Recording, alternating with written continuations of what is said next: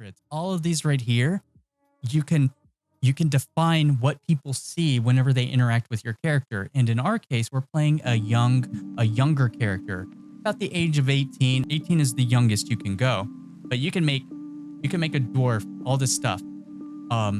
So many different designs.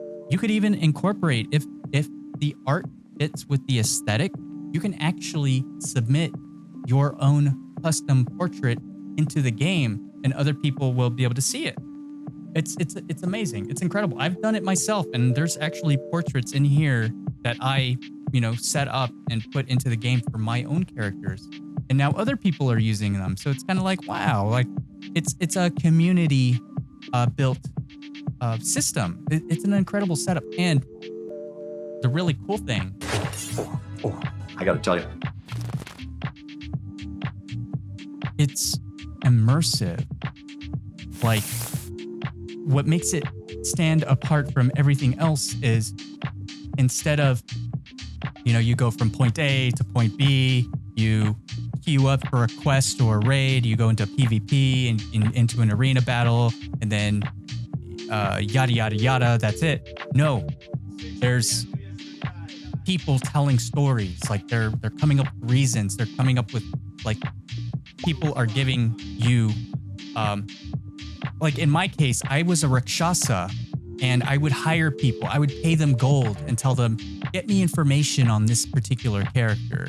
Get me, go and buy this for me, and you can keep the rest of the change. Like that kind of thing. You can actually set people on quests. You can create guilds, factions. You can be a member of the captain's guard, the city guard. It's just, there's a reason why after 20 plus years, I keep going back to this game. It really does help. It really satisfies that Dungeons and Dragons role-playing itch. I don't know what else to say. You can be good, evil, anything in between. You can be a bard. You can be a performer. There's actually like guilds. There's people who run, yeah, and it's still kicking. It's still kicking. It's still receiving support. Yeah. So yeah, what we're doing is we're creating, and here's the other cool thing about it too. Let's say you make a character, and after a few months you decide, okay, I'm done with this character's journey. I think I'm going to make something else now. You can do that. It gives you the ability to do that, and you can actually sacrifice, quote unquote, sacrifice the character. Maybe he dies in the glory of battle, or maybe, something big happens, or maybe he decides he just wants to leave the island. Then for that sacrifice, there's a chance what you can do is you can roll, you can do a roll, because, Dungeons and Dragons, everything's a roll, right? Where there's a 5% chance that you could get something major, like a major award. So a major award means like you could potentially become or get the option to create a giant, or the option to create a demon, or an angelic being, or a winged character, or you could get the option to play a plane touched creature like a water elf, like an aqua elf, or a stone dwarf that's made of rock or something, like the imagination is really kind of the limit here. That's actually what happened with me so this is what we're doing. This is what we're doing right now. Okay. So as you can see, we're making a character, right? This character that we're making, this character is going to be the son of a character that I used to play several years ago on this same server. He's going to be the son of my first character that I played, which was a paladin. I played the paladin for about half a year, and then I decided that, I was pretty much done with the character. I wanted to see for myself, I wanted to try rolling. Lo and behold, I managed to get a major award. A major. Which means you can get the most rare, like you can create the most rarest of creatures. which encompasses like vampires, or kenku, which is like a talking bird.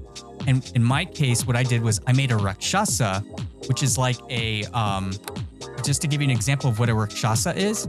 This is a character that I still have. You know, spoiler alert. I'm not trying to don't try to meta me or anything, but this is a character that I still have. To give you an idea of what a rakshasa is, ready to begin. A rakshasa looks like a tiger person, kind of like that. They're a fiend. They're evil. They're an evil species of character. So they kind of look like this.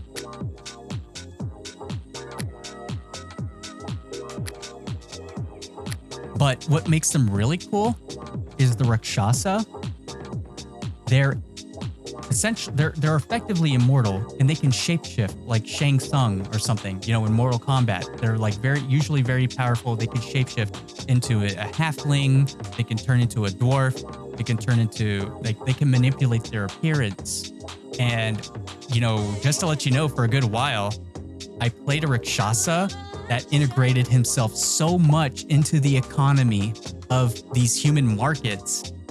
It was just like a dream come true. Like I was basically playing the villain that was disguised climbing up the political ladder. And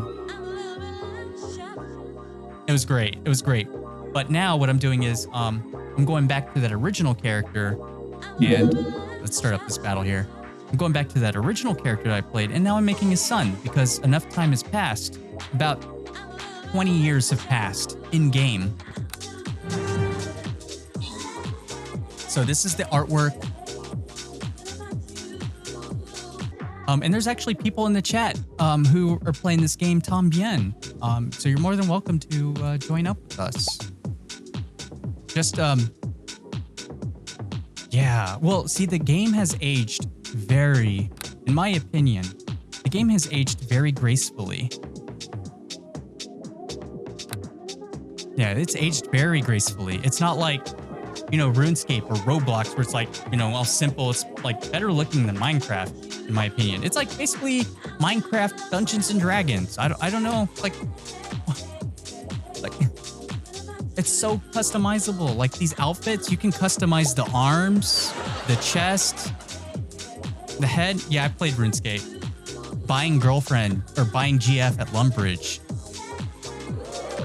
You know, trading in from them pimp medallions. You know what I mean?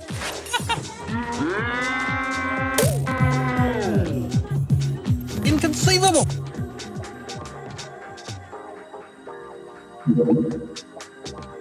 Yay. So, okay. Inconceivable. All right. So we're in it's called the PGCC, which means Pretty Good Character Creator. And this is a way for us to create a character that is immediately level 30 or whatever level you want it to be. And this allows you to prepare, you know, your character's sheet, your character build, and see how it works mechanically, so you can make any changes or tweaks and just basically get it ready for your character's journey. So you know what you're doing going in. It's to help prepare you. I'm going to be spending a greater award. We're going to pick the award subway. See, here's the thing. Like, if you roll a character, if you sacrifice a character, there's a chance you could get, so even like a minor reward, if you get a minor reward, you could choose to make that character either perhaps start at level 8. So instead of starting at level 2 or level 1 or level 2, you start at level 8.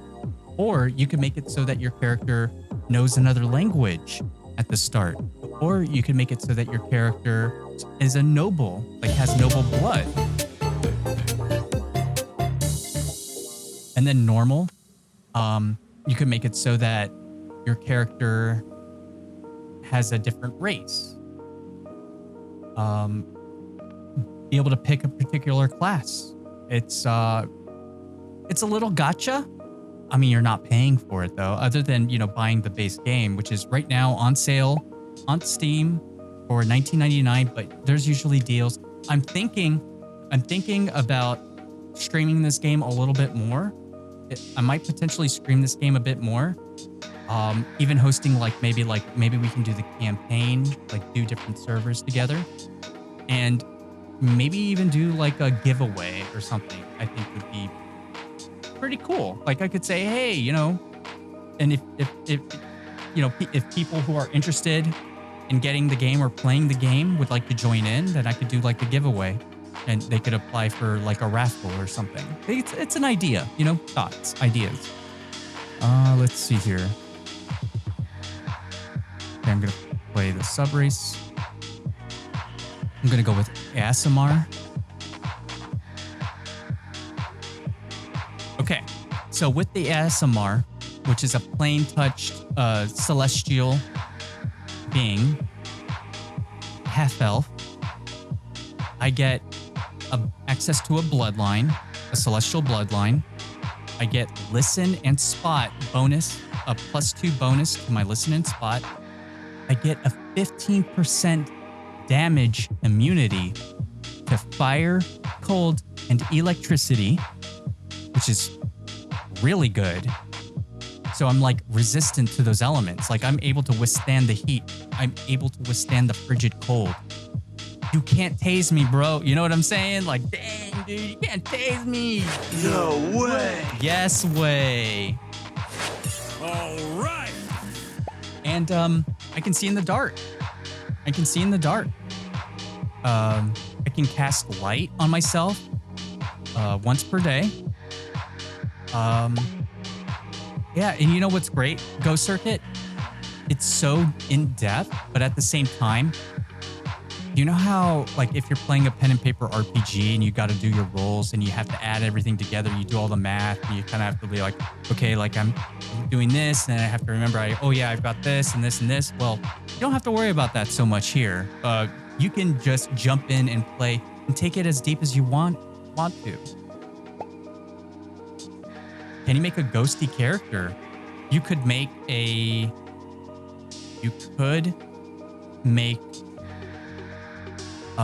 characters that are definitely evil. You could make a vampire if you got the award for it.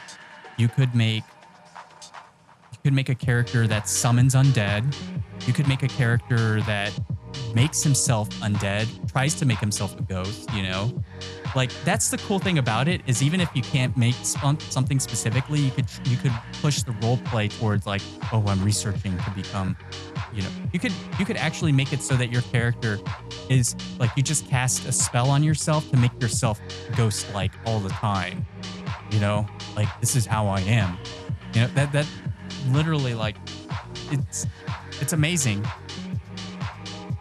It's actually super cool. Okay. So the ASMR is a blend of celestial and other blood, resulting in a being that looks human except for one distinguishing characteristic, including one of fair skin, golden eyes, silver hair, feathers in hair or on shoulders, curly opalescent eyes, loud ringing voice. My character kind of already had like silvery white hair to begin with, and he's already got pretty fair skin. He's not going to look too crazy, aside from probably like his eyes look like, you know, they look tourmaline or something. Like he looks like he had too much exposure to materia in Final Fantasy VII. You know, Shinra. He worked for Shinra too much, and he gained exposure, causing his eyes to glow a subtle emerald turquoise type hue.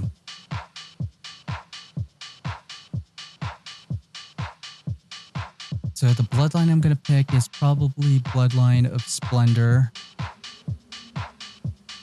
That'll probably be it. +2 con, +2 charisma. Okay.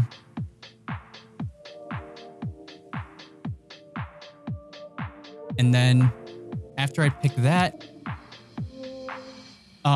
another really cool thing about this server too is after you make your character, you can pick certain gifts. And those gifts are like, boons that your character has for some particular reason. So, for example, one of those gifts is the gift of tongues, which means you can learn languages faster because in this game, there's other languages. Like you could speak Dwarven or Elven or, just there's so many languages. You could speak animal, it's crazy. Gifts of hardiness. I don't think Gifts of Hardiness would be that good. I don't think it's stacked, does it? I don't think it's stacked.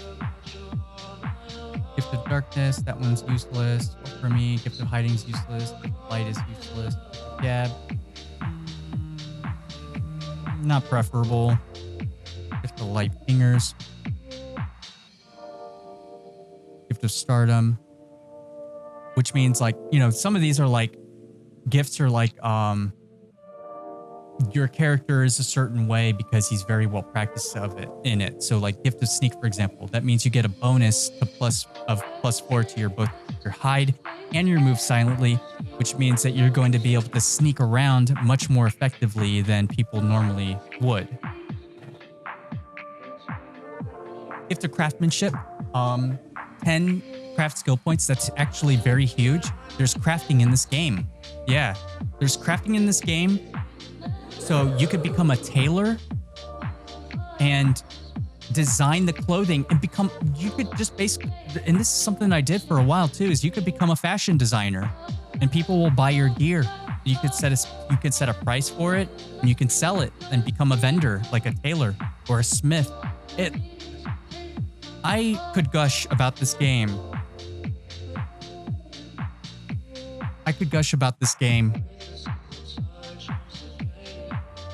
All right.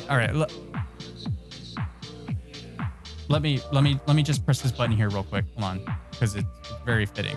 Yeah, there we go. Let me find it. Time for talking is over. It's time to push buttons. Yeah, let me just start pushing buttons. I'm wasting so much time. Oh! Okay. Gift of Wealth. Yeah, I'll go over this real quick. Ooh, that's pretty. I like that. You look like Cammy. Yeah. Kind of like a pseudo romper. Gift of Green Fingers, which means even if you're not a druid or a ranger, you could say you're very much so a plants person. You can speak to plants. You're a plant speaker, plant whisperer. That's a gift.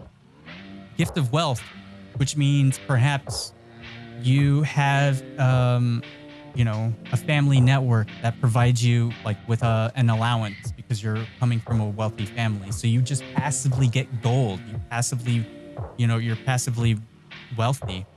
The one I'm probably going to go with, to be honest, and this is very much so a role-playing choice. I like to do things to add more roleplay flavor. It's not necessarily the most optimal, but it can be optimal depending on how you play. Your mileage may vary. You get as much as you put into it, right? Gift of Devotion allows you to consecrate altars without any cleric levels, and a character always ignores deity's race restrictions, which means, effectively, you can hold ceremonies, consecrate and desecrate. You can consecrate altars or a deity without even being a priest or even being a cleric. And I love that. I love that so much, because then that means you could just be a fighter, but because your devotion to your deity, you're so devout that you're able to actually host legitimate ceremonies. And the reason I like that is because in the server, there are certain buildings and residences, such as churches, for example, that are limited to only priests and cleric type characters. But if you have Gift of Devotion, it allows you to take some of those properties, and they're pretty cool. Some of them have some really nice perks too. In my case, since I'm going to be a sorcerer paladin, but I won't be a paladin until very much later, I think I do want to take Gift of Devotion. And then there's also Gift of the Sailor, because there is sailing in this game too. And there's fishing. Oh my gosh, there's so much in this game. What the heck? What the? There's so much in this game.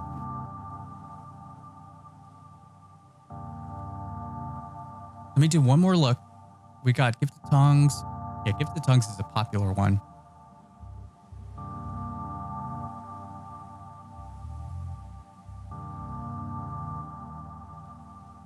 Gift of Light Fingers is really good because if you have sleight of hand, you could pickpocket people. You could just walk around pickpocketing people. And if your sleight of hand is higher than someone's spot, then you could pickpocket them and they won't even be able to tell you. It's pretty scummy, but you can play that way. You can play that way if you want. Hey, thank you for that epic paladin. Speaking of, thank you, Morning.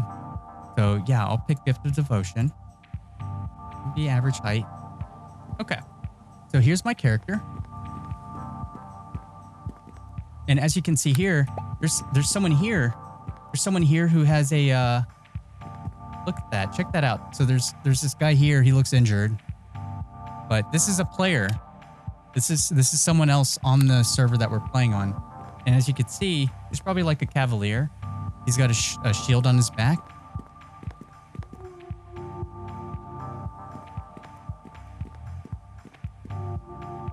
Just another guy. It's so cool. All right. What's the thingy?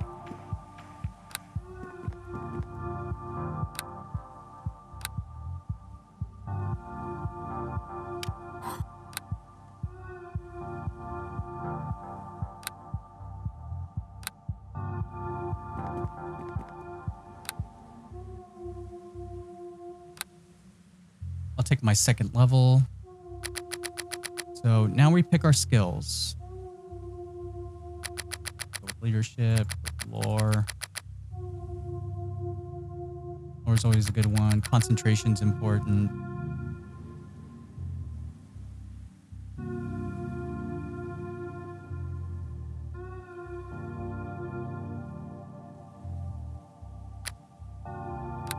Save that. All right, then we pick our spells. Any spell you can think of.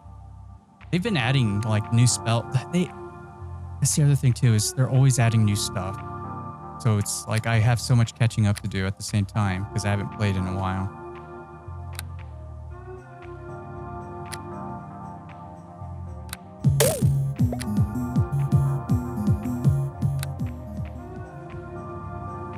You can have familiars. So in our case, we've got a pixie familiar.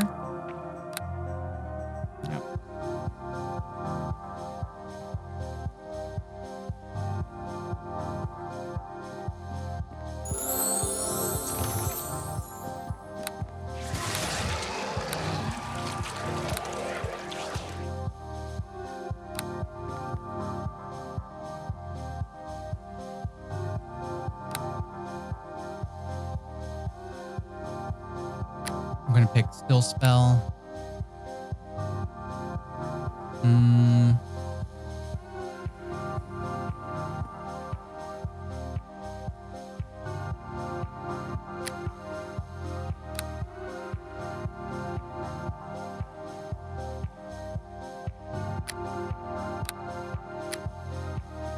Pick Shield.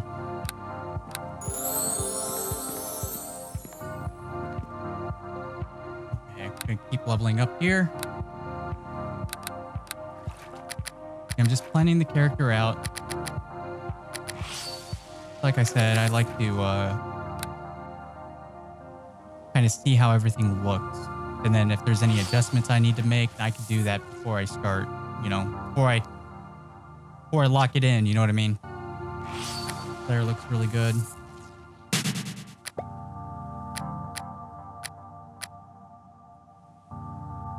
Green Visage. What is that?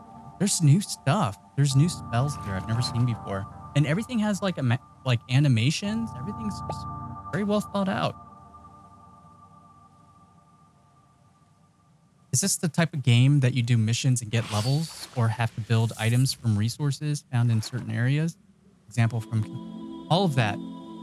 everything, all of that. You can do missions. You can go on quests. In fact, I mean, there's even like there's a character class called a commoner who don't go on missions, but all they do is just basically do like, imagine like you're playing an RPG and you go into town and there's commoners. You know how there's commoners walking around, they kind of make the world go round? You could be a commoner. Like, that's crazy. You could actually do that. Yeah, I'll show you. I'll show you. You could be you could end up becoming like the mayor of a town, you know? Like, right now I'm just working on preparing this character here, but you could harvest resources from killing monsters. You can harvest resources from picking plants or going to the mines and like mining and picking up ores and resources, or collecting gems, or raiding dungeons. Go into dungeons and collect, you know, valuables, and take them to the peddler, or open up like a stall, like a shop, and start selling the stuff that you get from adventurers. And people will walk by and they'll say, "Good day to you, sir. May I take a look at your wares?" You know, that kind of thing. Like, people will actually, that's the most coolest part about it, about all of it, in my opinion. The fact that people get into character. And there's a lot of emphasis on being in character.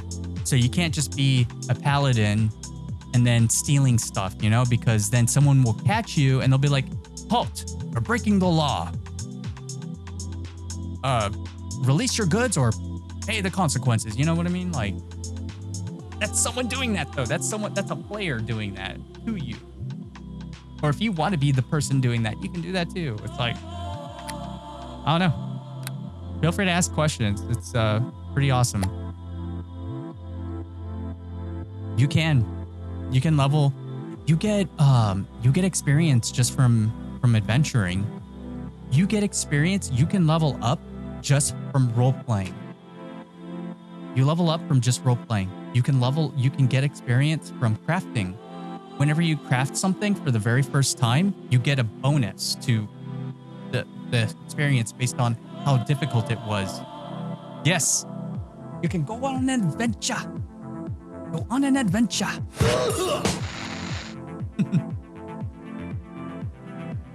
False life. The caster uses necromantic energy to avoid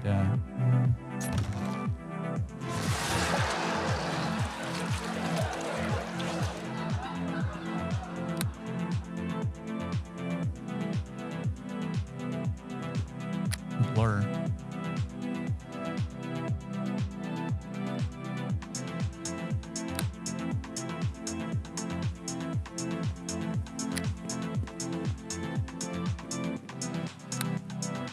Tire bore.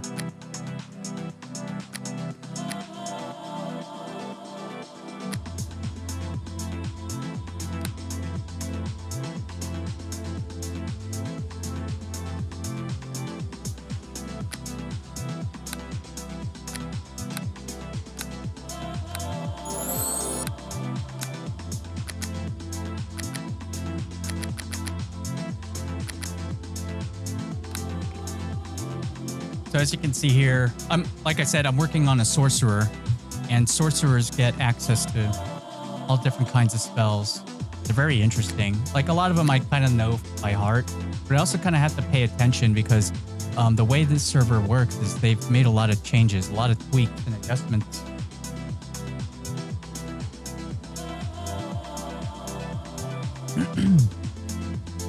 I'm probably doing Endure Element.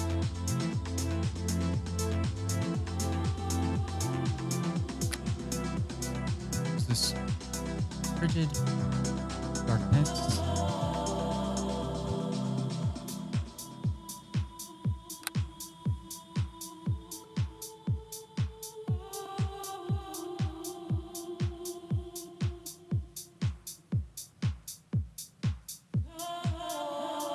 And I'm still working on it.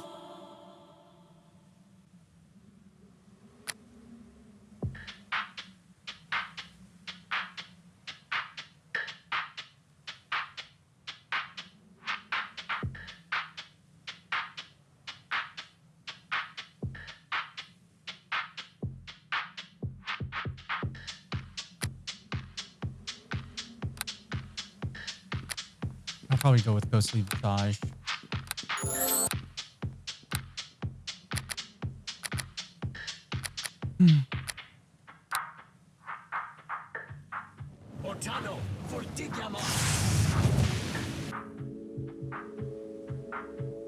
Someone back there is casting a spell. It was like, it made my cheeks clench a little bit. You know what I'm saying? He's casting spells over there. I'm like, whoa. Who's that? It's making my cheeks clench, bro. Like, what the heck is going on?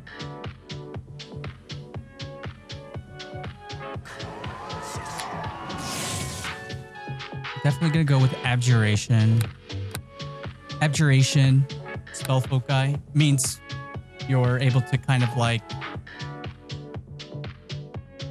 It's very defensive, very strong in PvP and roleplay.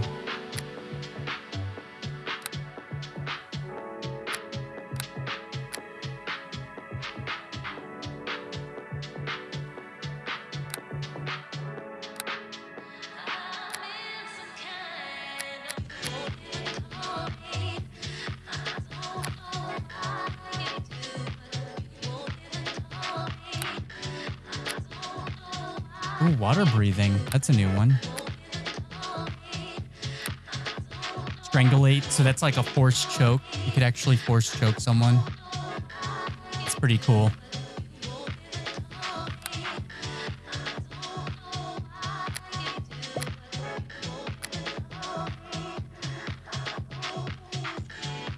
I'm thinking about doing Skull. I'm thinking about possibly doing Skull. That's my favorite place to start. And it's also like, it's very, I don't know. I just have the feeling like people are less prone to be metagamey, you know?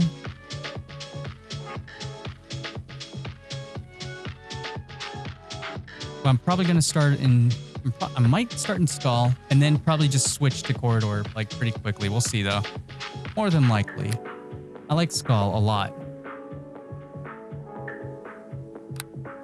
Yeah, it's very well designed.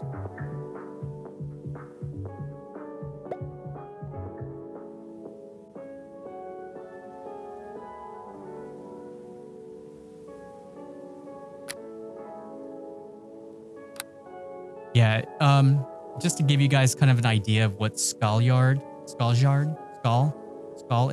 what he's talking about, Jim Bear. Skull is Skyrim. Yeah. Skull is basically the server's version of Skyrim.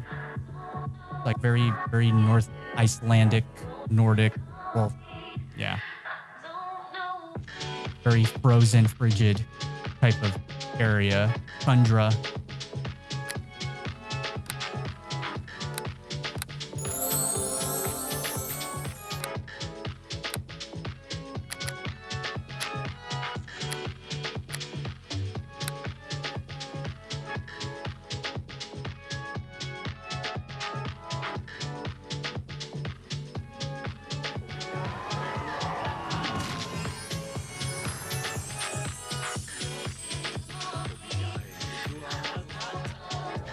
That guy's back there casting spells.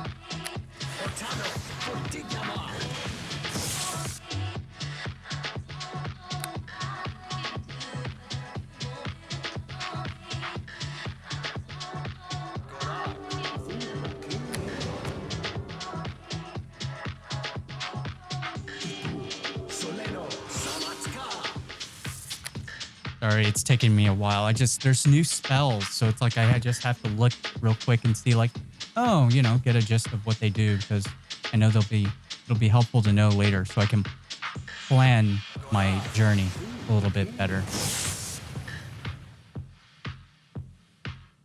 Target must make a will save, and if they fail, they are restrained and unable to cast spells or perform actions for the duration. Okay. What's life transference? Caster sacrifices some of their health to mend another creature's injuries. Oh, haste. That's important. I'm not muted.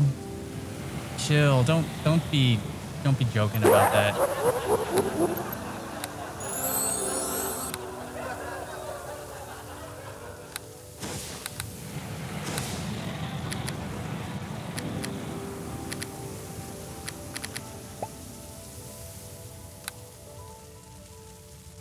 How do spells work? It depends. It depends on what type of class you're making, because for a wizard, for example, you have to pre-prepare your spells every time you rest. So you say like, oh, I want to be able to cast this particular spell 2 times a day, and then this spell I want to cast 3 times per day. But I have enough room for one more spell. I only can pick it 1 time per day because I have these. So, wizards, they require preparation. But then you have sorcerers who say, I have 8 spells per day. I know this. I'm just going to be able to cast it whenever I want. If I want to cast this spell 8 times a day and then cast nothing else, then I can do it. If I want to cast other spells, then yeah, so be it. Spontaneous. Then there are classes that are like, wizards and sorcerers in particular, they're like, I can cast these spells, but it requires like hand motion. It requires movement. It requires me talking. It requires me concentrating, that kind of thing. So if I'm wearing armor, then I can't do it, which is like called arcane spellcasting. But then you have clerics, and then you have paladins who are able to cast magic that is not arcane, but rather magic from the gods. They have divine spellcasting, which means they can cast that magic even if they're wearing armor. Then you have casters that invoke instead of using magic. They invoke using their focus. Yeah, it all depends. There's also like very powerful magic. There's very, very powerful magic that you can use, but requires like spell components. So you have to have like the items, the ammunition, so to speak, in order to cast those powerful spells.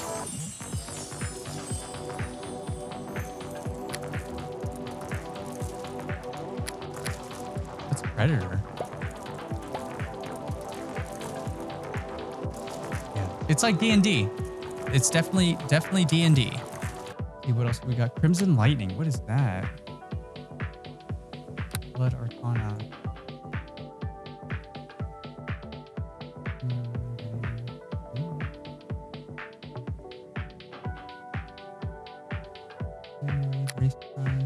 See, there's like evil magic too. You have to be mindful too. Like if you decide you want to be evil, if you go into town and you've got an army of zombies, following you, they're gonna whoop you. They're gonna send you to jail, and then they're gonna plan an event to execute you. Like they'll host like executions.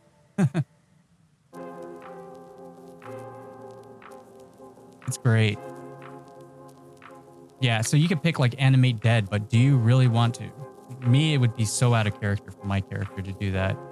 It wouldn't make any sense, You gotta be intelligent. Like, think like, would your character actually do that? If I'm a good guy, would I really be animating the dead, Yeah. Exactly, Morning Sun. You have to play wisely because people take that very seriously. Like in the game, they're going to be like, they're going to treat you, if you look like and smell like a rotting corpse, then you can expect to be treated like that, but then at the same time, if you are like that and you're around people who respect that, then that's the thing. Even Skull doesn't take that crap. Yeah, dude. Yeah. I know in the past there have been times Skull is so great because it kind of like sways. Like you never, it's so rotating. Like, you know, there's people who stick around, but usually not for that long because there's a level cap. There's a level cap. I think if you hit level 19, that's when you're starting to like look at you and be like, okay, hey, you gotta move on. Unless you decide you want to stay at level 19. Stills FP.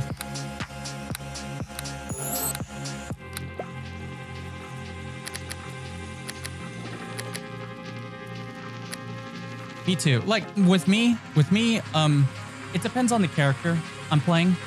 So like my Rakshasa, for example, if it was advantageous for him in the moment to be hanging around someone who did that stuff like that, he doesn't care. He's evil. He doesn't care. But if he's in front of a paladin, then he'll be like, oh, you know, like he'll try to be advantageous. It depends. What my character does and what my character's motivations are separate. There's a degree of separation. Then, you know, if we get into battle, it's not me personally being like, I hate you. It's just my character. Like, it's just roleplay, you know? And that's what makes it fun. That's what makes it really fun.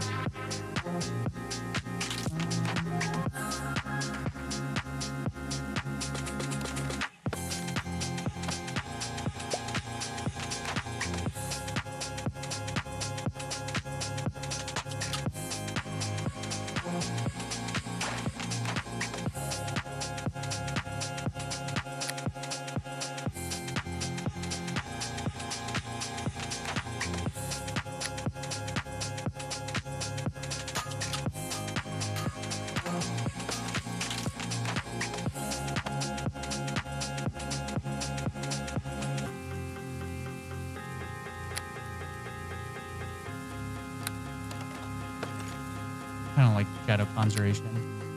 Pretty fun. Spinal Tap. What is this? We turning it up to 11? Mind Fog's pretty good.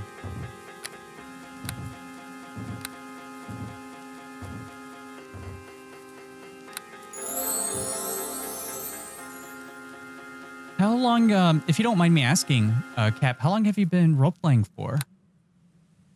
I know there's a lot of peeps who have been, who are just actually getting started in role-playing too. There's people who have been role-playing for all their lives, and then there's people who've been role-playing for not that long, and then there's people who've been role-playing in between, and it's always fascinating. I always get fascinated to see, like, you know, all the different role-playing styles and preferences. All these people who like to role-play. I kind of like role-playing everything. Anything and everything. I've been role-playing villains a lot, but I like role-playing good guy characters from time to time just to kind of break things up. I actually more so role-play villains, though. Typically role-play villains, because I just like, you know, I like being the Riddler and making people, you know, think. Like, I'm not very much like, oh, I'm going to PvP you and fight you. I'm more like, I leave a message in your chest and it's a riddle and you got to find the clue in order to retrieve the object I stole from you, kind of thing. You know, I like to make it interesting. Blind fight? No, I don't need that.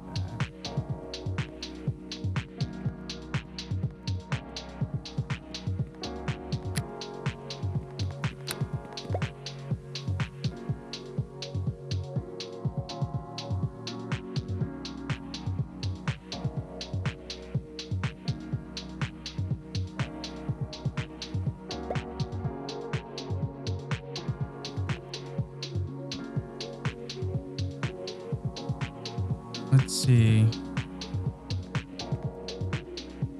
I gotta find this real quick because I totally forgot what I was supposed to take at this level.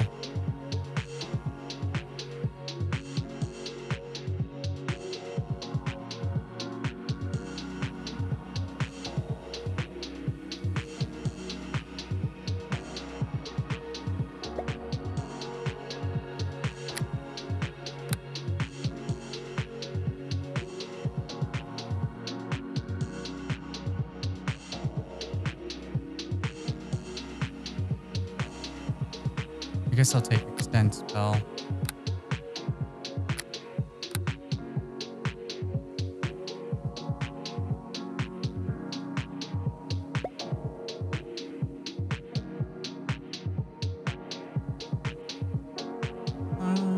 Let's see. Not that I think people shouldn't enjoy the acting of it. It just I feel that as me controlling the character feels like I'm indirecting being evil. I've played for a little bit. I know that sounds dumb, but no, it's not dumb. Not dumb at all. No, you play to what you're. I wouldn't say what you're comfortable with, but rather what just feels right. And I can totally empathize and understand that because there's been instances where I try to play a character. Take dwarves, for example. My buddies, they keep telling me, oh, you should play a dwarf. Oh, you should play a dwarf. But me, I've tried playing dwarves and it's, I mean, you know, I could say stuff like, nay, Caston, and yeah, get me a pint of ale. Like, I feel like I can't dwarf very well, you know? There's certain things I can play really well, and then there's certain things I just cannot. Like, I just have a harder time. Now, I could be a Rakshasa disguised as a dwarf, role-playing a dwarf. Like, that I can get into the headspace for. That I can do.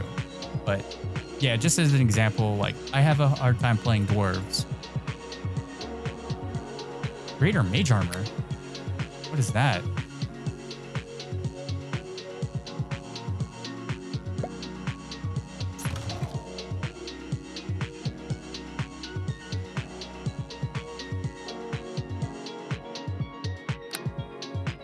I've never seen that before.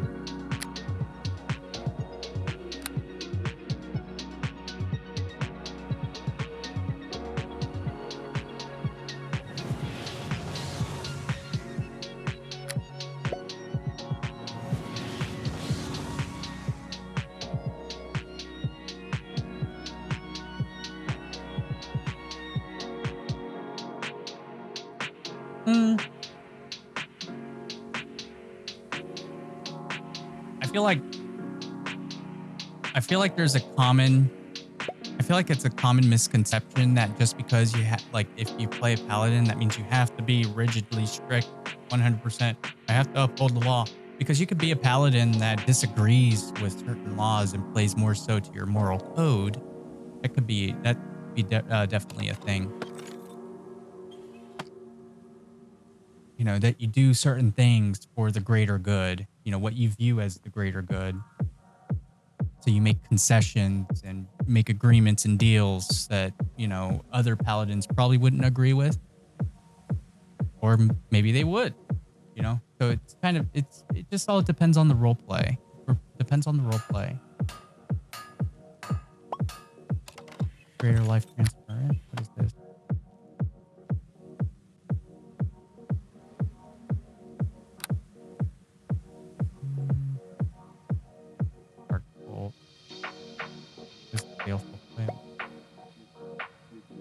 Caster attempts to transmogrify a single creature.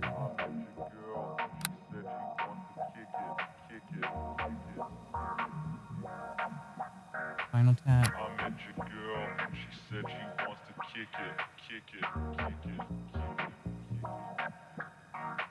I met your girl, she said she wants to kick it. I met your girl, she said she wants to kick it. I met your girl,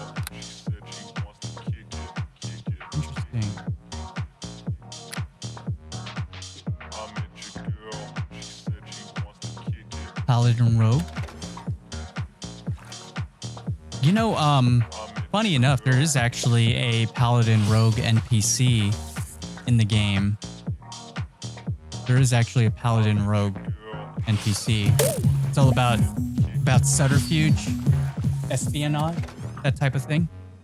It's pretty cool. I played Tristan, this character that I'm making. The father of this character was actually a Paladin Rogue. Paladin Champion of Form Rogue, specifically. Yeah. So I've played that. I've played that type of character before, and he would wear disguises. And start like spying, sulking around. It was really cool.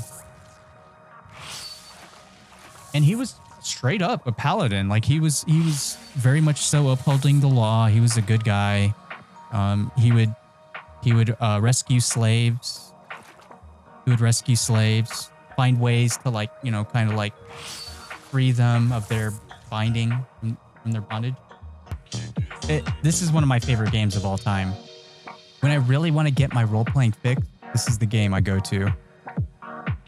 Because the way this particular game works and the way the server works, because there's a server that I play on, it's basically like as if you were to play a pen and paper RPG, tabletop RPG, with a table of at least 100 other people, all in this world interacting and engaging in it. Building a house, being craftsmen, smithing, collecting resources, going on quests, putting other people on quests, paying them to go quest for you, to do things for you. Starting up factions. It's just... And right now I'm just in the character builder, kind of pre-planning my new character. Yeah, straight up, it's Dungeons & Dragons. And still receiving support. Still active.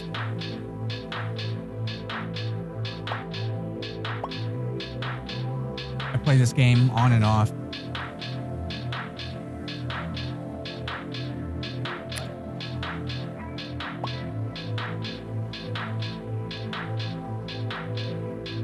Divinity Original Sin 2, maybe?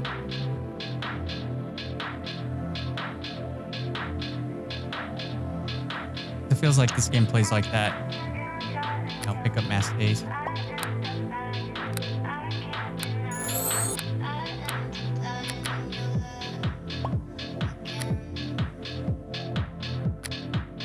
Well, I know me and Snefton are actually trying to find 2 other people to play DOS 2 with.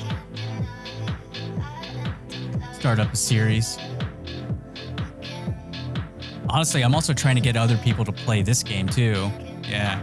Shadow Shield. Solipsism. The caster manipulates the senses of one creature so that it perceives itself to be the only real creature in all of existence and everything around it merely to be an illusion. So that's a spell you can cast on someone.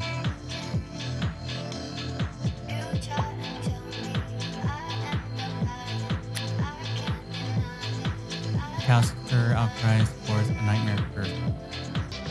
Stop art? What's that do? The caster attempts to stop the target's art. Wow, that is dirty. That is absolutely dirty.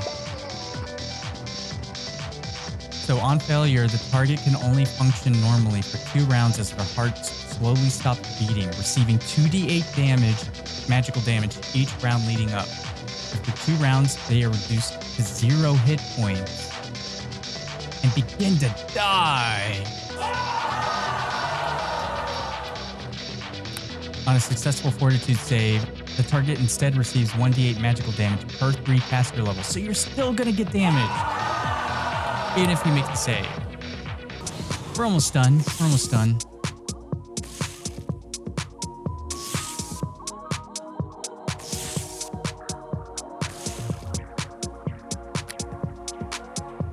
The caster divides their current hit points in half to produce a homunculus from the first bit of blood.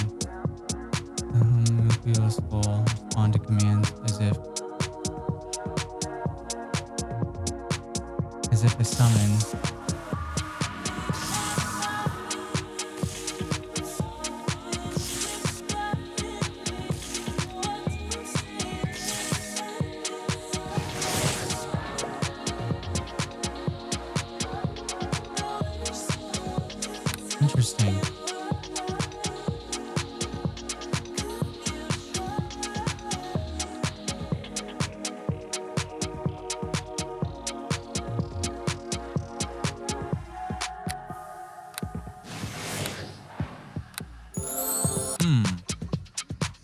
if you did get arrested. See, that's the cool thing about this game too. It's like you could get arrested and like thrown in jail. They'll try to, you can make an effort to escape, or they can catch you, bind you up.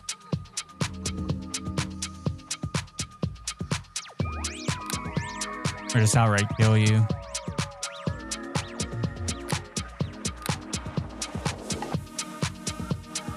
Epic. I appreciate y'all hanging out, by the way. If I wasn't streaming, this is what I would be doing right now, right at this moment. I would just be making this character. So I figured, why don't I just hit the like button? Yeah, I'm taking my paladin levels now here.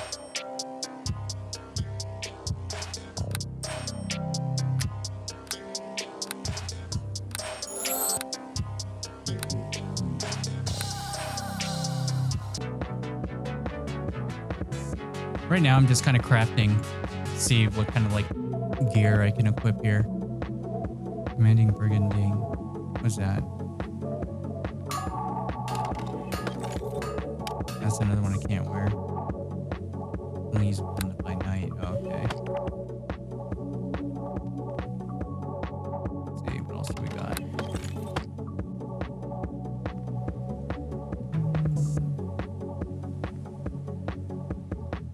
Mail of the Holy Night. Yeah, that's probably going to be the one I end up with.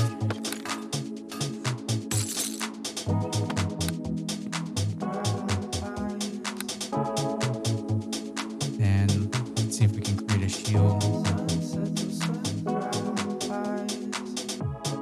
Huh, now we're talking. Kinda. What's on this? That's useless. I forgot you could just preview the properties. Whoops. Arcane headband. What's this got? Don't mind this guy's outfit, this appearance. It's all like default stuff just thrown together. We're playing Neverwinter Nights. I pretty much finished building the character. I'm just kind of like gearing him up and testing out, see like how he looks when it's all said and done. A lot of juicy items. Juicy stuff.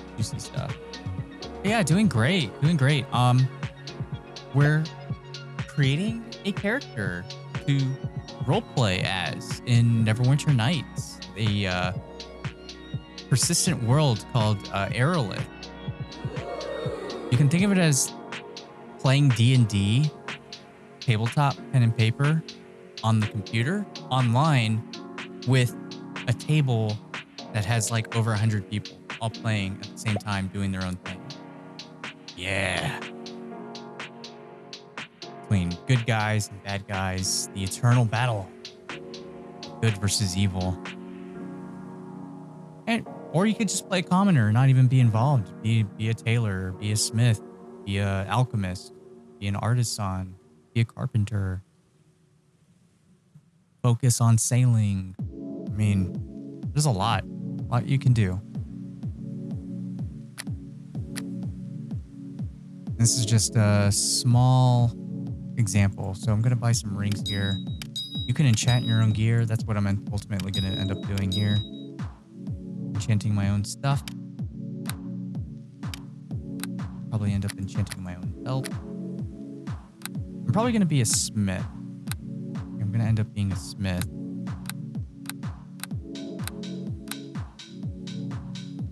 And you can totally like tweak and design the way your character looks. So this outfit, this is just the default gear setup, but there's so many choices, man. Okay, so here's my dude without his helmet on. Here's his portrait. That's what he looks like. There's so many different portrait options you can take. Yeah, it's so customizable. So I'm gonna put his helmet back on, and then we're gonna look at the different helmet designs. Just kind of shift and sort through them. This one kind of looks like a mole. Like a groundhog. Go with the winged design. There we go. Or we can go with, something more knightly. RuneScape-y. Got the hood. And you can change the colors of everything, of course. You can change the colors.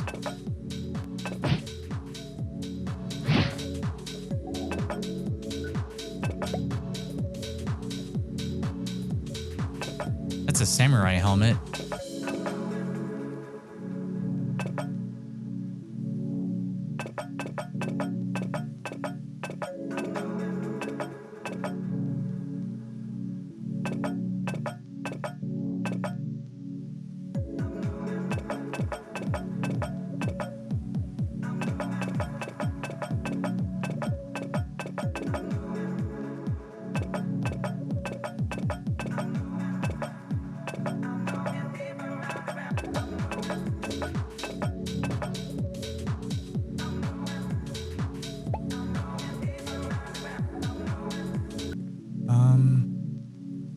Yeah, okay, we'll just go with that for now. Let's go ahead and start enchanting our stuff.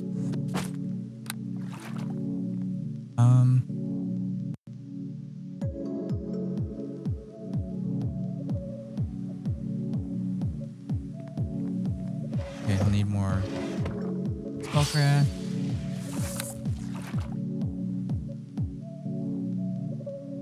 Definitely more discipline needed.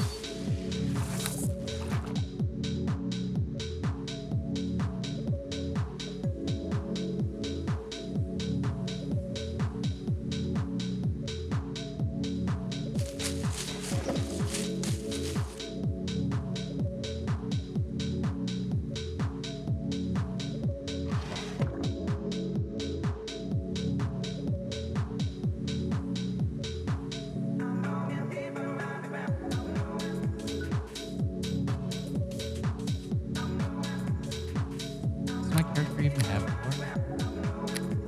Oh, he does. Okay.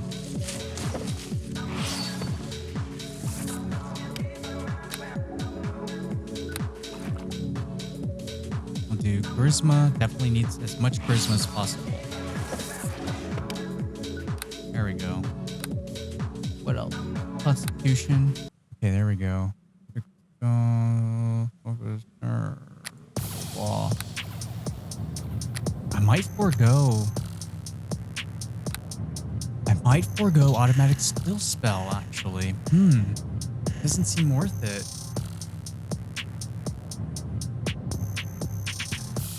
Damn it. It's such a steep cost to be a boss. What automatic skill spell does, for those who don't know, is it allows you to cast arcane magic while fully decked out in armor. I'm talking about full heavy plate armor, and you have a shield in one hand, and you've got like basically your hands full. You can basically cast magic without any you know how if you're casting magic, you have to be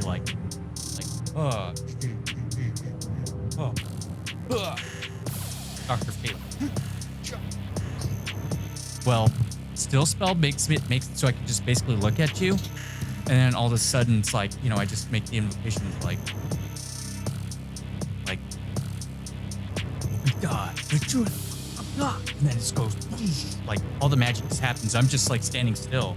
The name implies still spell. So it's like Gilgamesh, dude, from Fate. You just just standing there, and it's and then magic starts just happening. But it seems really costly to be able to do that, and I don't know if the cost is worth it.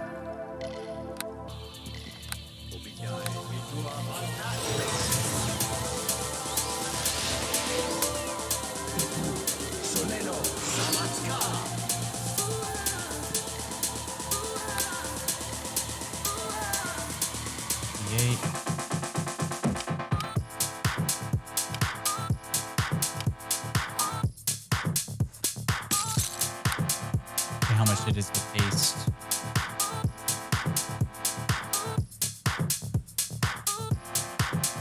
And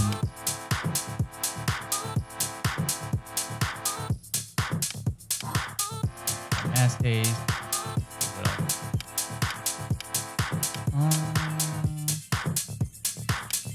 Greater mage armor. Okay.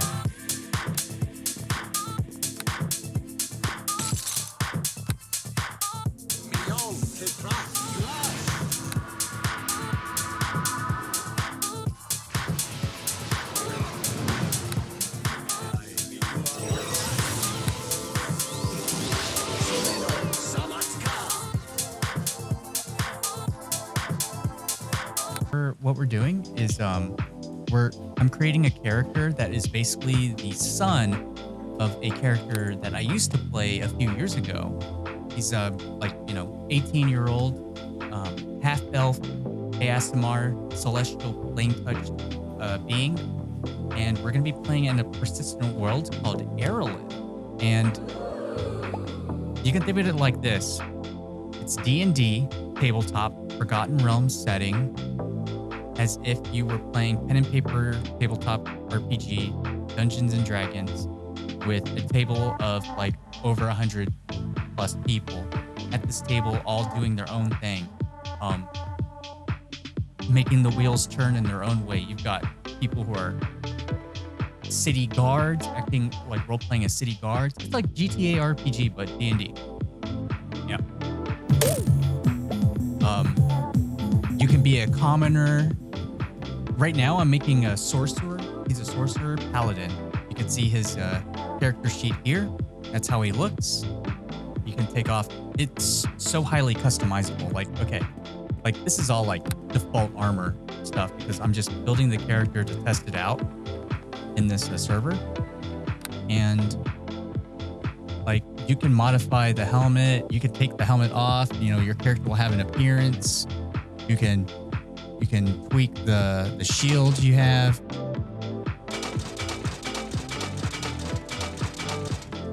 You know, yeah, it's like, oh man, it's receiving full support. It's receiving updates constantly. It's basically moderated DM. There's DMs moderated by supported by the community. You know, if you're into modding, they'll, you know, as long as it fits with the aesthetic. They're pretty strict about role playing too. You have to play your character. You have to abide by the rules. It's amazing. So this is my dude. He's a sorcerer that is fully decked out in armor. Normally, when you see a sorcerer, he's, you know, in light clothing, right? Well, I'm going for the fake Gilgamesh vibe, where I don't need to even move my hands to go like, cha, like to cast a spell, you know, chanting the incantation, like I cast fireball. Instead of doing that, I could just be like, fireball, and then boom. So that's why I'm able to like be fully armored and cast as a sorcerer. And because of that, I get like ridiculous amount of AC just by standing around.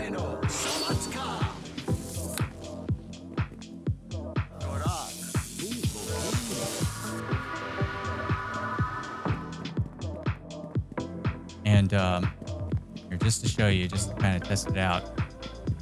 Test out this build that I made it to level 30.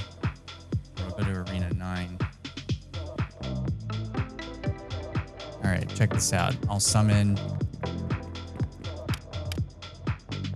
Let me cast shield. Forgot to cast stuff on me.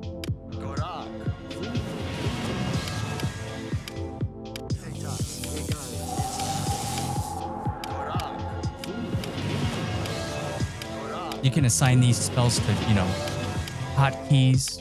I just haven't done that yet. That's why I'm casting it like this.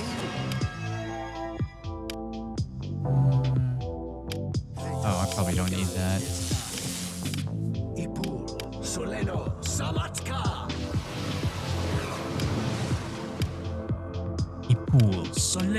Samatska. Shadow Shield.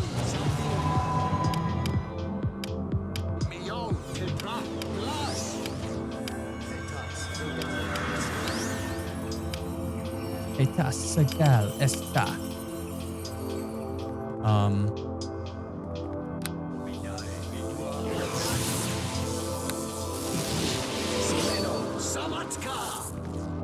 Okay. Now let's give myself Magic Missile Storm and Time Stop and what else? Fun. Grasping Hand. Okay. Morning Canaan's Disjunction. Dark Bolt. Alright. So let's summon something. We'll summon a dragon.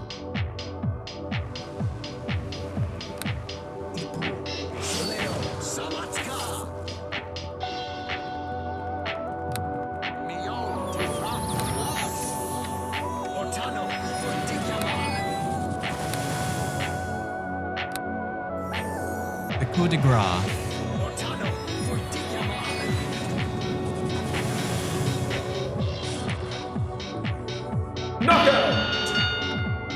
So that's just a quick little example of how my sorcerer might fight. He just killed a red dragon on his own, like it was nothing, with this janky gear I just cobbled together. Yeah, pretty strong. He can stop time. Just blast out magic missiles.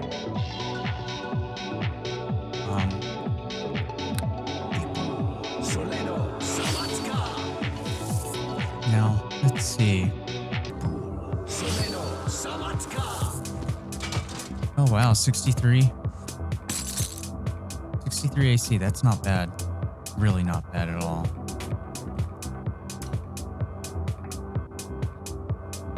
All right, we're gonna go up against a black slad.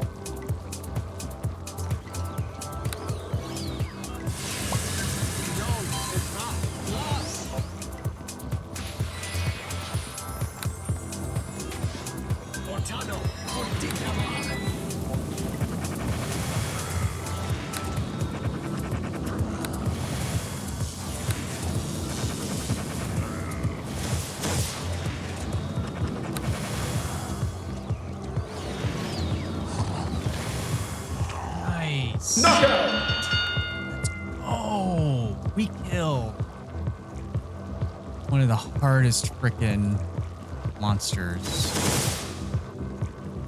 Ooh, I just got spanked by my own spell. All right. GG's. Yep, we got the build. Yeah. Okay, so everyone, that's gonna wrap up the stream. We're done. We created our we didn't create them yet, like fully make them. I think I'll do that tomorrow. But we created the character that we're going to play in Arelith. Yeah. Tristan Elleron, Sorcerer Paladin Extraordinaire, Half-Elf Basimar. Have a good night, everybody.